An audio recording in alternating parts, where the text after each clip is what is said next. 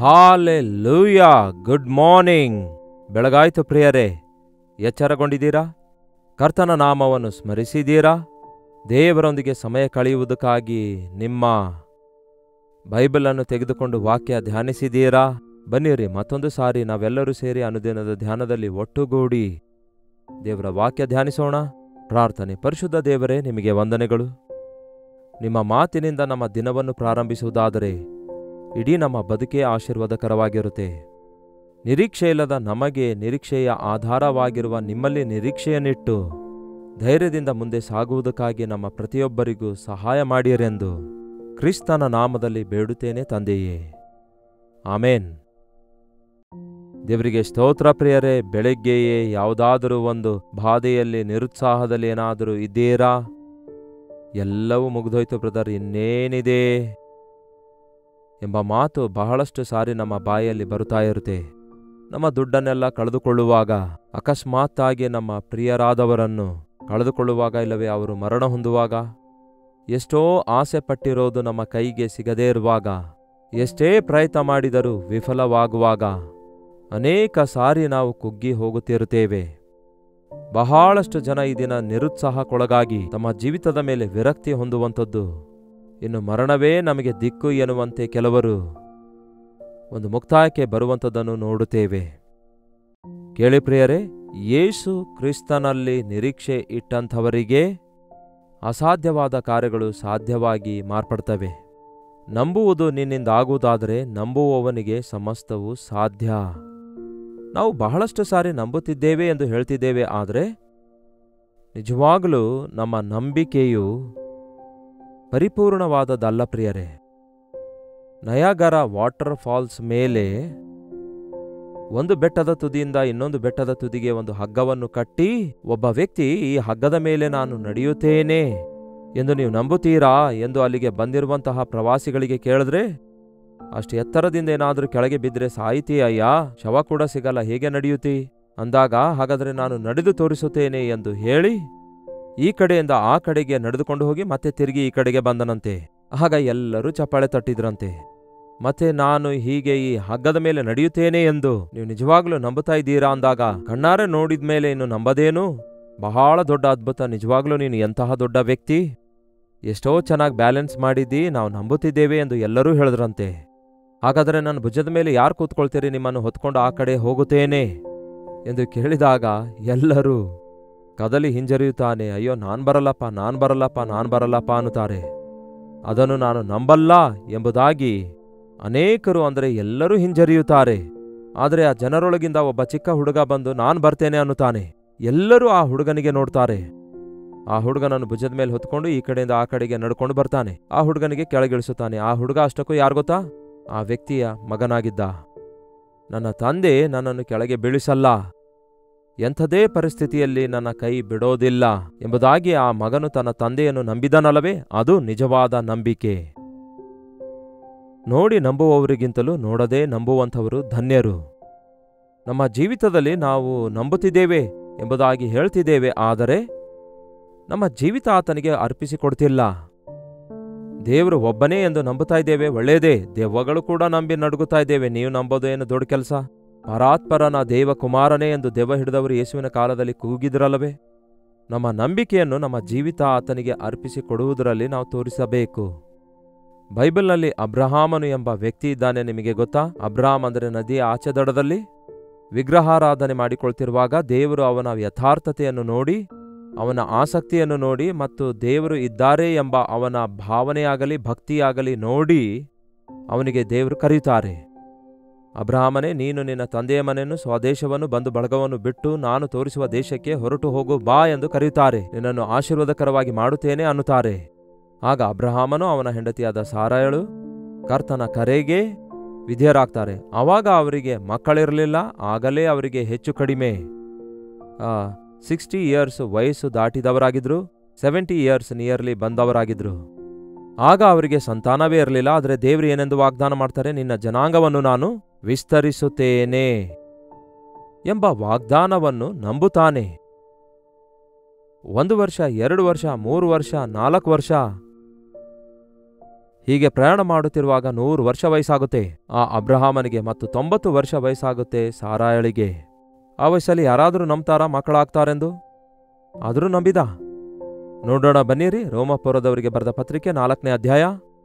ರೋಮಪುರದವರಿಗೆ ಬರೆದ ಪತ್ರಿಕೆ 4ನೇ ಅಧ್ಯಾಯ 18ನೇ ವಚನ. ನಿನ್ನ ಸಂತಾನವು ನಕ್ಷತ್ರಗಳಷ್ಟಾಗುವುದು ಎಂಬುದಾಗಿ ತನಗೆ ಹೇಳಲ್ಪಟ್ಟ ಮಾತು ನೆರವೇರುವುದಕ್ಕೆ ಮಾರ್ಗ ತೋರದೇ ಇರುವುದರಿಂದ ಅಬ್ರಹಾಮನು ತಾನು ಅನೇಕ ಜನಾಂಗಗಳಿಗೆ ಮೂಲಪಿತೃವಾಗುವನೆಂಬ ನಿರೀಕ್ಷೆಗೆ ಆಸ್ಪದವಿಲ್ಲದಿರುವಾಗಲೂ ನಿರೀಕ್ಷಿಸಿ ನಂಬಿದನು. ನಿನ್ನನ್ನು ಜನಾಂಗಗಳಿಗೆ ಮೂಲಪಿತೃವನ್ನಾಗಿ ಮಾಡುತ್ತೇನೆ ಎಂದು ದೇವರು ಮಾಡಿದ ವಾಗ್ದಾನವನ್ನು ನಂಬಿ 100 ವರ್ಷ ವಯಸ್ಸು ಅವನಿಗೆ ಬಂದರೂ ಕೂಡ ಯಾವುದೇ ರೀತಿಯ ನಿರೀಕ್ಷೆಗೆ ಆಸ್ಪದ ಇಲ್ಲದೆ ಇರುವಾಗಲೂ ಕೂಡ ಅಬ್ರಹಾಮನು ನಿರೀಕ್ಷೆಯನ್ನು ಹೊಂದಿದವನಾಗಿ ನಂಬಿದನು. ಎಲ್ಲವೂ ಚೆನ್ನಾಗಿರುವಾಗ ನಂಬುವುದಲ್ಲ ಪ್ರಿಯರೇ, ನಿರೀಕ್ಷೆ ಇಲ್ಲದಿರುವಾಗ, ಹೋಪ್ ಇಲ್ಲದಿರುವಾಗ, ಇನ್ನು ಯಾವುದೇ ರೀತಿಯ ಪ್ರಯೋಜನವೇ ಇಲ್ಲ ಎಂಬ ಸ್ಥಿತಿಯಲ್ಲಿ, ನಿರೀಕ್ಷೆಗೆ ಆಸ್ಪದವಿಲ್ಲದಿರುವಾಗಲೂ ನಿರೀಕ್ಷಿಸಿ ನಂಬಿದನು. ಮತ್ತು ಅವನು ನಂಬಿಕೆಯಲ್ಲಿ ಬಲಹೀನನಾಗಿರದೆ ಹೆಚ್ಚು ಕಡಿಮೆ 100 ವರ್ಷದವನಾಗಿದ್ದು ತನ್ನ ದೇಹವು ಆಗಲೇ ಮೃತುಪ್ರಾಯವಾಯಿತೆಂದು ಹಾಗೂ ಸಾರಳಿಗೆ ಗರ್ಭಕಾಲ ಕಳೆದು ಹೋಯಿತೆಂದು ಯೋಚಿಸಿದಾಗಿಯೂ ಅವನು ನಂಬಿದನು. ಅಷ್ಟಕ್ಕೂ 100 ವರ್ಷ ವಯಸ್ಸಾದಾಗ ಯಾವ ರೀತಿ ಶರೀರ ಮುದ್ರಿಕೊಳ್ಳುತ್ತದಲ್ಲವೇ, ಎಷ್ಟೋ ಅವರು ಬಲಹೀನರಾಗ್ತಾರಲ್ಲವೇ, ಆ ಸಮಯದಲ್ಲಿ ಮಕ್ಕಳಾಗೋದೇನು, ಆಗ ಗರ್ಭಫಲವೇನು? ಸಾರಳಿಗೆ ಗರ್ಭಕಾಲವು ಕಳೆದು ಹೋಯಿತು. ಸಾರಳ ದೇಹವು ಕೂಡ ಮೃತುಪ್ರಾಯವಾಯಿತು, ಅಬ್ರಹಾಮನ ದೇಹವು ಮೃತುಪ್ರಾಯವಾಯಿತು. ಯಾವುದೇ ರೀತಿಯಾದ ನಿರೀಕ್ಷೆ, ಹೋಪ್ ಇಲ್ಲದಾಗಿಯೂ ಅಬ್ರಹಾಮನು ನಂಬಿದನು. ದೇವರಲ್ಲಿ ಅಪನಂಬಿಕೆ ಇಡದೆ ನಂಬಿಕೆ ಇಡುತ್ತಾನೆ ಮತ್ತು ದೇವರಿಗೆ ಸಂದೇಹ ಪಡುವುದೇ ಇಲ್ಲ. ದೇವರನ್ನು ಮಹಿಮೆಪಡಿಸುವುದಕ್ಕಾಗಿ, ಆತನು ತನ್ನ ವಾಗ್ದಾನವನ್ನು ನೆರವೇರಿಸುವುದಕ್ಕಾಗಿ ಸಮರ್ಥನಾಗಿದ್ದಾನೆ ಎಂದು ದೃಢವಾಗಿ ನಂಬಿ ಅದೇ ನಂಬಿಕೆಯಿಂದಲೇ ಬಲ ಹೊಂದಿದನು. ಹಾಲೆಲೂಯ! ನನ್ನ ದೇವರು ಸಮರ್ಥನು, ವಾಗ್ದಾನ ಮಾಡಿದ ದೇವರು ಸಮರ್ಥನಾಗಿದ್ದಾನೆ ಎಂದು ನಂಬಿದವನಾಗಿ ಆ ನಂಬಿಕೆಯಿಂದಲೇ ಬಲ ಹೊಂದಿದನು. ಆದ ಕಾರಣ ಆ ನಂಬಿಕೆ ಅವನ ಲೆಕ್ಕಕ್ಕೆ ನೀತಿಯೆಂದು ಎಣಿಸಲಾಯಿತು.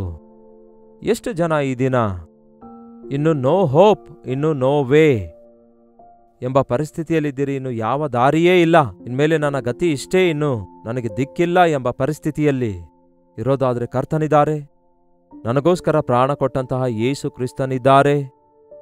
ನನ್ನ ಕಣ್ಣೀರು ಒರೆಸುವ ಕರ್ತನಿದ್ದಾರೆ. ನನ್ನ ದುಃಖವನ್ನು ಸಂತೋಷವಾಗಿ ಮಾರ್ಪಡಿಸುತ್ತೇನೆ ಅಂದಿದ್ದಾರೆ. ನನಗೆ ದೇವರು ವಾಗ್ದಾನ ಕೊಟ್ಟಿದ್ದಾರೆ.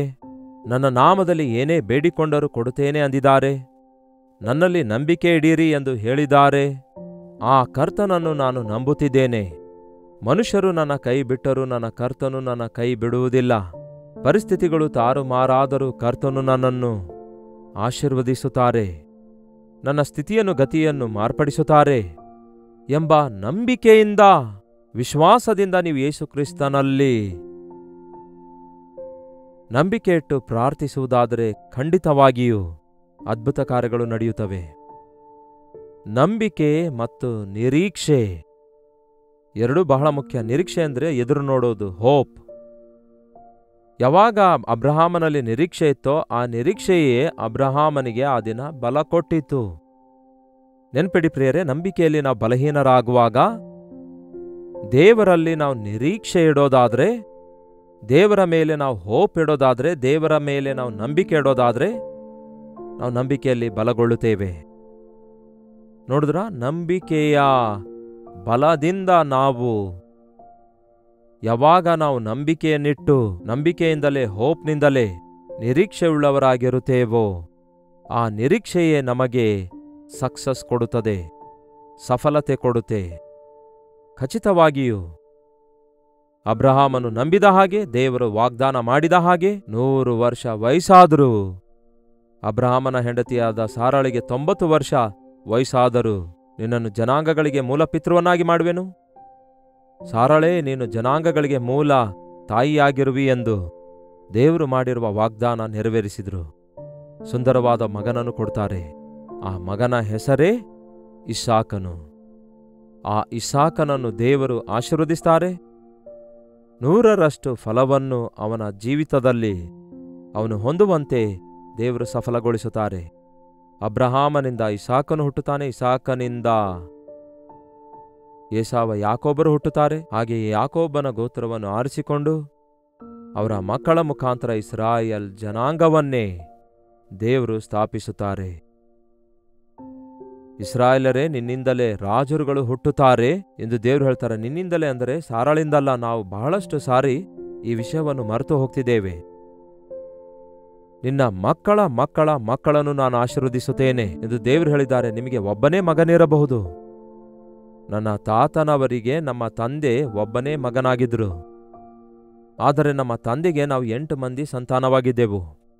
ನಮ್ಮ 8 ಮಂದಿಗುಂಟಾದ ಸಂತಾನವನ್ನು ನೋಡಿದ್ರೆ ಒಂದು ದೊಡ್ಡ ಲೆಕ್ಕವೇ ಬರುತ್ತೆ. ನೋಡ್ಕೊಂಡು ಹೋದ್ರೆ ದೇವರ ಅಭಿವೃದ್ಧಿ ಏನೆಂದರೆ, ನೀವು ಫಲಿಸಿ ಭೂಲೋಕವೆಲ್ಲ ತುಂಬಿಸಿ ಹಬ್ಬಿಕೊಳ್ಳಿರಿ ಎಂದು ಹೇಳಿದ್ದಾರೆ.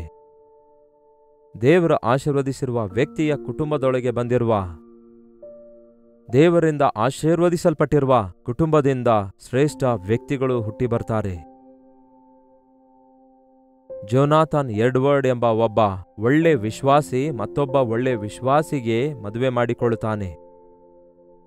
ಅವರಿಗುಂಟಾದ ಸಂತಾನವನ್ನು ನೋಡಿದ್ರೆ, ಅವನ ಸಂತಾನದಲ್ಲಿ 4 ತಲೆಮಾರುಗಳವರೆಗೂ ಬಂದ ಜನಾಂಗವನ್ನು ನೋಡಿದ್ರೆ, ಅವರೆಲ್ಲರೂ ಕೂಡ ದೈವ ಭಯವುಳ್ಳವರಾಗಿ, ದೇವರ ಸೇವಕರಾಗಿ, ಲಾಯರ್ಸ್ಗಳಾಗಿ, USA ಸೆನೆಟರ್ಸ್ ಆಗಿ, ಇನ್ನೂ ಅನೇಕ ವಿಧವಾಗಿರುವಂತಹ ಡಾಕ್ಟರ್ಸ್ಗಳಾಗಿ, ಉನ್ನತವಾದ ಪದವಿಗಳಲ್ಲಿರುವವರಾಗಿ ಆಶೀರ್ವದಿಸಲ್ಪಡುತ್ತಾರೆ. ಅವರಲ್ಲಿ ಒಬ್ಬನು ಕೂಡ ಹುಡುಕನಾಗಲಿ, ಇಲ್ಲವೇ ವ್ಯಭಿಚಾರಿಯಾಗಲಿ, ಕಳ್ಳರಾಗಲಿ ತಯಾರಾಗಲಿಲ್ಲವೆಂದು ಚರಿತ್ರೆಯಲ್ಲಿ ಸಂಶೋಧಕರು ಹೇಳಿದ್ದಾರೆ.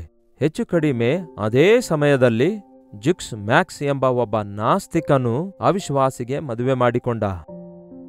ಅವನ ಸಂತಾನವನ್ನು ಅಂದರೆ ಅವನ ಮಕ್ಕಳ ಮಕ್ಕಳನ್ನು ಆಳವಾಗಿ ಪರಿಶೀಲಿಸಿ ನೋಡಿದಾಗ ಅವರೇನಾದ್ರೂ ಗೊತ್ತಾ? ಅವನ ಸಂತಾನದಲ್ಲಿ ಅನೇಕ ಮಂದಿ ದೇಶದಲ್ಲಿ ಅಲೆಮಾರಿಗಳಾದ್ರಂತೆ. ಕೊಲೆಗಾರರಾಗಿದ್ದಾರೆಂದು, ಕಳ್ಳರಾಗಿದ್ದಾರೆಂದು, ಒಬ್ಬನು ಕೂಡ ಪ್ರಯೋಜಕನಾಗಲಿಲ್ಲವೆಂದು ಸಂಶೋಧಕರು ಹೇಳಿದ್ದಾರೆ.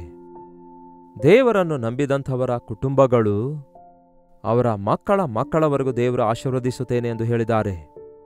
ಅಬ್ರಹಾಮನು ದೇವರನ್ನು ನಂಬಿರುವುದರಿಂದಲೇ, ದೇವರು ಮಾಡಿರುವ ವಾಗ್ದಾನವನ್ನು ನಂಬಿರೋದ್ರಿಂದಲೇ, ನಿರೀಕ್ಷೆಗೆ ಆಧಾರ ಇಲ್ಲದಿರುವಾಗ ನಿರೀಕ್ಷೆಯುಳ್ಳವನಾಗಿರುವುದರಿಂದಲೇ, ನಿರೀಕ್ಷೆಯ ಮೂಲಕ ತನ್ನ ನಂಬಿಕೆಯನ್ನು ಬಲಪಡಿಸಿಕೊಂಡಿರುವುದರಿಂದಲೇ ಅವನ ಸಂತಾನವನ್ನು ಸಮುದ್ರದ ಉಸುಬಿನಂತೆ ಮಾಡುತ್ತೇನೆ ಎಂದು ದೇವರು ಹೇಳಿದ ವಾಗ್ದಾನ ನೆರವೇರಿತು. ಇಲ್ಲಿ ಕೇವಲ ಇಸ್ರಾಯೇಲ್ ಜನಾಂಗಕ್ಕೆ ಮಾತ್ರವಲ್ಲ ದೇವರು ವಾಗ್ದಾನ ಮಾಡಿರೋದು, ಮೆಸ್ಸಯ್ಯ ರಕ್ಷಕನು, ಲೋಕ ರಕ್ಷಕನು ಆ ಜನಾಂಗದೊಳಗಿಂದಲೇ ಬರುತ್ತಾನೆಂದು ಹಳೆ ಒಡಂಬಡಿಕೆಯಲ್ಲಿ ಅಬ್ರಹಾಮನಿಗೆ ವಾಗ್ದಾನ ಮಾಡಿದಾಗಲೇ ಯೇಸು ಕ್ರಿಸ್ತನ ಕುರಿತಾಗಿ ಪ್ರಸ್ತಾವಿಸಲ್ಪಟ್ಟಿದೆ. ಯೇಸು ಕ್ರಿಸ್ತನ ಮೂಲಕ ಈ ದಿನ ಪ್ರಪಂಚದಲ್ಲಿರುವ ಪ್ರತಿ ಜಾತಿ, ಪ್ರತಿ ಭಾಷೆ, ಪ್ರತಿ ವ್ಯಕ್ತಿಗೆ ರಕ್ಷಣೆ ಕೊಡುವುದಕ್ಕಾಗಿ ಆತನು ನಮ್ಮೆಲ್ಲರಿಗೆ ಆಶೀರ್ವಾದಕರವಾಗಿ ಮಾಡಿದ್ದಾರೆ. ಅದಕ್ಕೆ ಕ್ರಿಸ್ತನನ್ನು ನಂಬಿದವರು ಧನ್ಯರು. ಯೇಸುವಿನಲ್ಲಿ ನಂಬಿಕೆ ಇಟ್ಟಂತಹ ನಾವು ಆಧ್ಯಾತ್ಮಿಕ ವಿಶ್ವಾಸಿಗಳಾಗಿರೋದ್ರಿಂದ ನಾವು ರಾಜವಂಶಸ್ಥರಾದ ಯಾಜಕ ವರ್ಗದವರಾಗಿ ಮಾಡಲ್ಪಟ್ಟವರಾಗಿದ್ದೇವೆ. ದೇವರ ವಾಗ್ದಾನಗಳು ನಮಗಿವೆ. ಅವುಗಳನ್ನು ನಾವು ನಂಬುವುದಾದರೆ ನಿಮಗೆ ನಿರೀಕ್ಷಿಸಲು ಆಸ್ಪದವಿಲ್ಲದ ಸಮಯದಲ್ಲಿಯೂ, ನಿಮ್ಮ ಅನಾರೋಗ್ಯದ ಪರಿಸ್ಥಿತಿಯಲ್ಲಿಯೂ, ಪ್ರಾಣಾಪಾಯದ ಪರಿಸ್ಥಿತಿಯಲ್ಲಿಯೂ, ICUಯಲ್ಲಿ ಮರಣಕ್ಕೆ ನಿಕಟವಾದಂತಹ ಸಮಯದಲ್ಲಿಯೂ, ದೇರ್ ಇಸ್ ನೋ ಹೋಪ್ ಎಂಬ ಸಮಯದಲ್ಲಿ ನೀವು ನಂಬುವುದಾದರೆ, ದೇವರನ್ನು ನಂಬಿದ್ರೆ ಅದ್ಭುತ ನೋಡುತ್ತೀರಿ. ಸ್ವಸ್ಥಪಡಿಸುವ ಯೆಹೋವನು ನಾನೇ ಎಂಬ ಮಾತನ್ನು ನೀವು ಕೇಳುವವರಾಗಿರ್ತೀರಿ. 13 ವರ್ಷ ಆದರೂ, 15 ವರ್ಷಗಳಾದರೂ ಗರ್ಭಫಲವೇ ಇಲ್ಲ, ಇನ್ನು ನಮಗೆ ಮಕ್ಕಳೇ ಆಗಲ್ಲ ಎಂದು ಹೇಳುವಂತಹ ಸಮಯದಲ್ಲಿ ಕರ್ತನಲ್ಲಿ ನಂಬಿಕೆ ಇಡೋದಾದರೆ, ಪ್ರಾರ್ಥಿಸಿದಾಗ ಆ ದಂಪತಿಗಳನ್ನು ದೇವರು ಆಶೀರ್ವದಿಸಿರುವ ಸಾಕ್ಷಿಗಳು ಕೋಟ್ಯಾಂತರ ಸಂಖ್ಯೆಗಳಲ್ಲಿವೆ. ಇನ್ನು ನನ್ನ ಬಿಸ್ನೆಸ್ ಎಲ್ಲ ಡೌನ್ ಆಗ್ಬಿಟ್ಟಿದೆ, ಇನ್ನು ಯಾವ ಪ್ರಯೋಜನಕ್ಕೆ ಬರುವುದಿಲ್ಲ ಎಂಬ ಪರಿಸ್ಥಿತಿಯಲ್ಲಿ ಮತ್ತೆ ದೇವರು ಝೀರೋದಿಂದ ದೇವರು ಒಂದು ಉನ್ನತ ಸ್ಥಾನಕ್ಕೆ, ಹೆಚ್ಚಿಸಿರುವ ವ್ಯಕ್ತಿಗಳ ಸಾಕ್ಷಿಗಳು, ಕರ್ತನಲ್ಲಿ ನಂಬಿಕೆ ಇಟ್ಟಿರುವವರ ಸಾಕ್ಷಿಗಳು ಎಷ್ಟೋ ಇವೆ. ಅದಕ್ಕೆ ನಿರೀಕ್ಷೆಯುಳ್ಳವರಾಗಿರಿ. ಯೇಸುವಿನಲ್ಲಿ ನಂಬಿಕೆ ಇಡಿಯಿರಿ. ಪರಿಸ್ಥಿತಿಗಳನ್ನು ನೋಡಿ ಕುಗ್ಗಿ ಹೋಗಬೇಡಿರಿ. ನಿಮ್ಮನ್ನು ನೋಡಿಕೊಂಡು ನೀವು ದಿಗುಲು ಪಡಬೇಡಿರಿ. ಯೇಸುವನ್ನೇ ದೃಷ್ಟಿಸಿರಿ. ಆಗ ನೂತನ ಬಲ ಹೊಂದಿಕೊಳ್ತೀರಿ. ಬನ್ನಿ ಪ್ರಾರ್ಥಿಸೋಣ. ಪರಿಶುದ್ಧ ದೇವರೇ, ಪ್ರೀತಿಯುಳ್ಳ ತಂದೆಯೇ, ಮತ್ತೊಂದು ಸಾರಿ ನಮ್ಮನ್ನು ನೋಡಿರಿ ದೇವರೇ. ಎಷ್ಟೋ ಸಾರಿ ಈ ಭಯಂಕರವಾದ ಲೋಕದಲ್ಲಿ ಕುಗ್ಗಿ ಹೋಗ್ತಿದ್ದೇವೆ ದೇವರೇ. ಅಯೋಮಯಕರವಾದ ಪರಿಸ್ಥಿತಿಯಲ್ಲಿ ಸಿಕ್ಕಾಕೊಳ್ತಿದ್ದೇವೆ. ಕೊರತೆ ಬರಗಾಲಗಳು ವಿಸ್ತರಿಸುತ್ತಿವೆ ದೇವರೇ. ದೇರ್ ಇಸ್ ನೋ ಹೋಪ್ ಎಂಬ ಎಷ್ಟೋ ಪರಿಸ್ಥಿತಿಗಳನ್ನು ಎದುರಿಸುತ್ತಿದ್ದೇವೆ. ಆದರೆ ನಮ್ಮ ಕರ್ತನು ನಮ್ಮ ನಿರೀಕ್ಷೆಗೆ ಆಧಾರನಾಗಿದ್ದಾನೆ ಎಂದು ನಿಮ್ಮನ್ನೇ ದೃಷ್ಟಿಸಿ ನಂಬಿಕೆ ಇಡುವುದಕ್ಕೂ, ನಿಮ್ಮನ್ನು ನಂಬಿ ಬಲ ಹೊಂದುವುದಕ್ಕೂ, ನಿಮ್ಮ ಶ್ರೇಷ್ಠ ವಾಗ್ದಾನಗಳೆಲ್ಲ ನಮ್ಮ ವಿಷಯದಲ್ಲಿಯೂ ಮಕ್ಕಳ ವಿಷಯದಲ್ಲಿಯೂ ನೆರವೇರುವ ಹಾಗೆ ನಿಮ್ಮ ಕೃಪೆ ನಮ್ಮೆಲ್ಲರ ಮೇಲೆ ಸುರಿಯ ಮಾಡಿರಿ ಎಂದು ಕ್ರಿಸ್ತನ ನಾಮದಲ್ಲಿ ಬೇಡಿ ಹೊಂದಿದ್ದೇನೆ ತಂದೆಯೇ, ಆಮೇನ್. ತಂದೆಯಾದ ದೇವರ ಪ್ರೀತಿಯೂ, ಮಗನಾಗಿರುವ ಕ್ರಿಸ್ತನ ಕೃಪೆಯೂ, ಆದರಣೆ ಕರ್ತನಾದ ಪವಿತ್ರಾತ್ಮನ ಸಹವಾಸವು ಕೂಡಿ ಬಂದಿರುವ ನಮ್ಮೆಲ್ಲರ ಸಂಗಡ ಇಂದಿಗೂ ಸದಾಕಾಲಕ್ಕೂ ನೆಲೆಯಾಗಿರಲಿ. ಆಮೇನ್. ದೇವರಿಗೆ ಸ್ತೋತ್ರ. ನಿಮ್ಮ ಪ್ರಾರ್ಥನಾ ಮನವಿ ನಮಗೂ ಕೂಡ ತಿಳಿಪಡಿಸಿರಿ. ನಾವು ಪ್ರಾರ್ಥಿಸುತ್ತೇವೆ, ಹಾಗೂ ನೀವು ಕೂಡ ಪ್ರಾರ್ಥಿಸಿರಿ. ಖಚಿತವಾಗಿಯೂ ದೇವರು ನಮ್ಮ ಪ್ರಾರ್ಥನೆಗಳಿಗೆ ಉತ್ತರ ಕೊಡ್ತಾರೆ. 8939731313 ನಂಬರ್ಗೆ, ಹಾಗೂ ಇತರ ದೇಶದಿಂದಲೂ ಸಹ ವೀಕ್ಷಿಸುವುದಾದರೆ ಇದೇ ನಂಬರ್ಗೆ ಒಂದು ವಾಟ್ಸಾಪ್ ಮೆಸೇಜ್ ಅನ್ನು ಕಳಿಸಿಕೊಡಿರಿ. ಒಂದು ಟೆಕ್ಸ್ಟ್ ಆಗಲಿ, ವಾಯ್ಸ್ ಮೆಸೇಜ್ ಆಗಲಿ ಕಳಿಸಿರಿ. ನಾವು ಪ್ರಾರ್ಥಿಸ್ತಿದ್ದೇವೆ. ತಪ್ಪದೇ ನಮಗೆ ದೇವರು ಉತ್ತರಿಸುತ್ತಾರೆ ಎಂಬುದಾಗಿ ನಂಬಿರಿ, ಮತ್ತು ನೀವು ಕೂಡ ನಂಬಿಕೆಯುಳ್ಳವರಾಗಿ ಪ್ರಾರ್ಥಿಸಿರಿ. ಕರ್ತನ ಚಿತ್ತವಿರುವುದಾದರೆ ಮತ್ತೆ ನಾಳೆ ಇದೇ ಅನುದಿನದ ಧ್ಯಾನ ಎಂಬ ಈ ಕಾರ್ಯಕ್ರಮದಲ್ಲಿ ಭೇಟಿಯಾಗೋಣ. ಅಲ್ಲಿವರೆಗೂ ದೇವರ ಮಹಾಕೃಪೆ ಸದಾಕಾಲ ನಿಮ್ಮೊಂದಿಗಿರಲಿ.